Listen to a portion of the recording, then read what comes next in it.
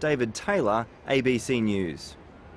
Climate scientists say they're shocked and astonished by the latest data about global greenhouse gas emissions. They've hit an unprecedented high, and China is responsible for most of the new growth in emissions.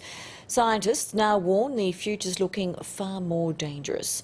Environment reporter Sarah Clark.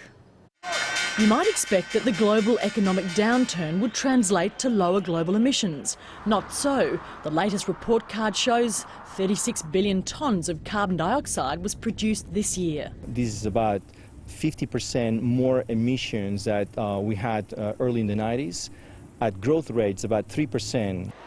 Emissions in Europe and the US did fall in 2012, but China produced more than 3/4 of the additional growth. 80% of that new growth came from China alone, so that's pretty astonishing.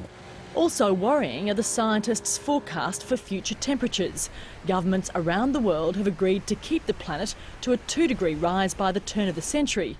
But on these latest figures, there's little chance of that. The idea of limiting warming to 2 degrees is now becoming improbable.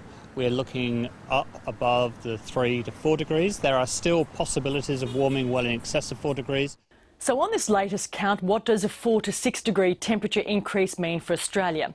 For agriculture, irrigated farming in the Murray-Darling Basin could fall by 90%, and there'd be no wheat production. For transport and building, the Ghana Review has suggested that $226 billion in infrastructure would be exposed to a sea level rise above 1 metre. As for health, heat-related deaths could increase by up to 8,500. That's at least about a tripling in the total annual number of heat-related deaths that we're seeing at the moment, and it's a conservative estimate. And it's a prediction not lost on the federal government. That's going to be very worrying and very damaging for our economy, for our society, for major industries like agriculture and tourism. While the UN negotiates a new international deal at climate talks in Doha, environment groups say even more needs to be done. We're seeing a lot of action around the world, but it's just still insufficient for what we need.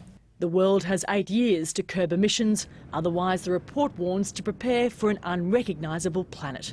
Sarah Clark, ABC News.